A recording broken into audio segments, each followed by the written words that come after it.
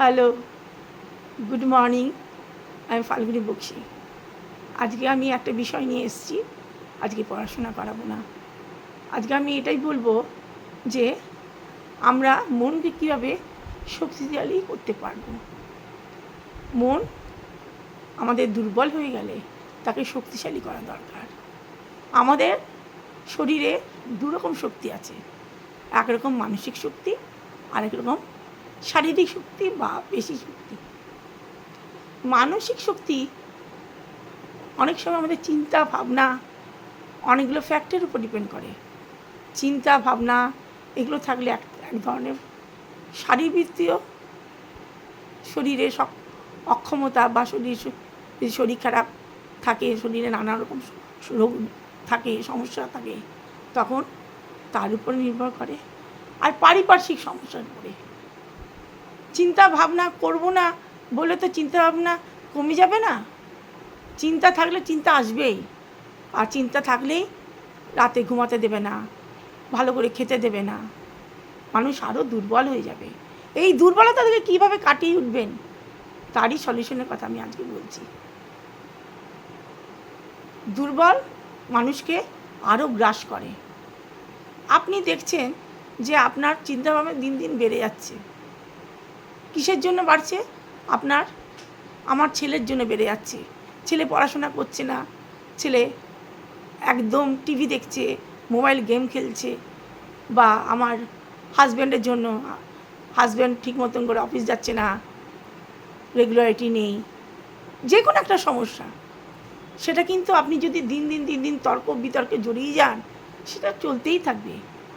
সুতরাং সেই সমস্যা থেকে আপনাকে কিন্তু সলিউশন নিজেকেই খুঁজতে হবে। আমার হাজব্যান্ডের সঙ্গে ভালো করে সম্পর্ক তৈরি করে তাকে বোঝাতে হবে সংসার চলবে কী করে, ছেলেকে পড়াবো কী করে, বা ছেলে কখনো যদি মুডি হয় খেলবো পড়াশোনা করবো না, তখন তাকে বোঝাতে হবে। সেটা দায়িত্ব কিন্তু ঘরের মহিলাদের। আবার মহিলাদের কোনো যদি প্রবলেম হয়, তখন দায়িত্ব থেকে যাবে সন্তানদের এবং স্বামীদের, তাকে বোঝানোর। শারীরিক সমস্যা, শরীরে রোগ জ্বালা হলে তো আমাদের চিন্তা আরও বেড়ে যায়। শরীরে ব্রেনের যদি ট্রান্সমিটার চেঞ্জ হয়, তাহলে তখন আমাদের শারীরিক সমস্যা বেড়ে যায়। তখন তো চিন্তা আরও গ্রাস করে। সুতরাং আজকে আমার বয়স হয়েছে, আমি ছেলের কাছে আছি, ছেলে অফিস যাচ্ছে, বৌমা অফিস যাচ্ছে, ছেলে মেয়ে স্কুলে যাচ্ছে, আমি কি করে একা থাকবো, আমি কি করে খাবার গরম করে খাবো, আমি উঠতে পারছি না। এগুলো আপনাকে করতে হবে। এগুলো আপনাকে দাঁড় করাতে হবে। আপনি নিজে দাঁড়াবেন না, আমি পারবো, আমি উঠে দাঁড়াবো, আমি নিজে খাবার গরম করব। আমি ডে বাই ডে যদি আমি ছেলেকে বারবার ফোন করি, বৌমাকে ফোন করি অফিসে, তারা বিরক্ত হয়ে যাবে। সুতরাং আপনার সলিউশন আপনার হাতেই, আপনার ডেভেলপমেন্ট আপনার হাতেই। আমি করব, আমাকে ডিসিপ্লিনের মধ্যে চলতে হবে। তার জন্য কী করতে হবে? আমাকে ডিসিপ্লিনের মধ্যে চলতে হবে।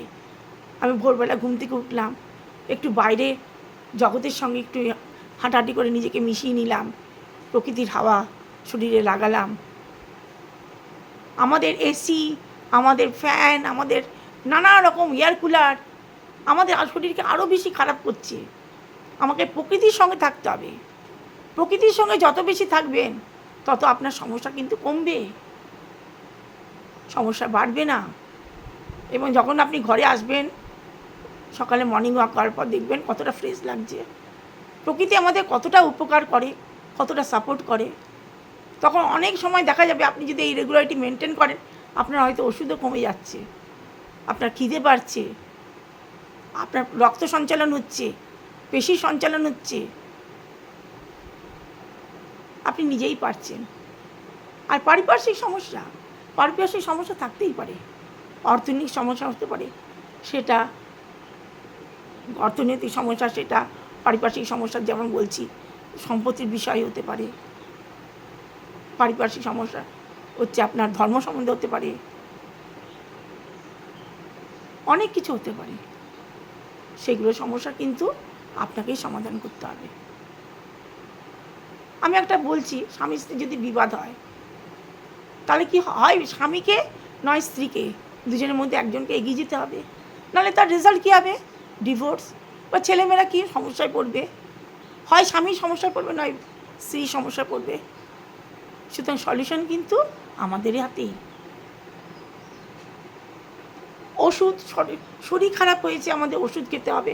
ওষুধ খাওয়ার আগে আপনি নিজেকে ডিসিপ্লিন করুন, নিজেকে সকালবেলা ভোরবেলা উঠুন, বলে মর্নিং ওয়াক করতে যান, টাইম মতো স্নান, টাইম মতো খাওয়া, দেখবেন অনেকটা রোগ আপনার সেরে যাচ্ছে, অনেকটা দুর্বলতা কেটে যাচ্ছে। বাইরে মানুষের সঙ্গে কথা বলবেন, দু একটা তাদের কথা শুনবেন, তারা কীভাবে চলছে, অনেকটা ভালো থাকবেন। আর আপনি যদি ঘরেই থেকে যান চার দেওয়ালের মধ্যে, অক্সিজেন কম, তাহলে আপনার তো কোনো রকম সমস্যা দূর হবে না, আপনার সমস্যা লেগেই থাকবে। তাহলে আপনাকে কি করতে, ডাক্তারের কাছে যেতে হবে না। আর এই সমস্যাগুলো যদি আপনার শরীরে থেকেই যায়, তাহলে আপনার কী হবে, মানসিক ক্ষমতা আর শারীরিক ক্ষমতা দুটোই আস্তে আস্তে কমে যাবে।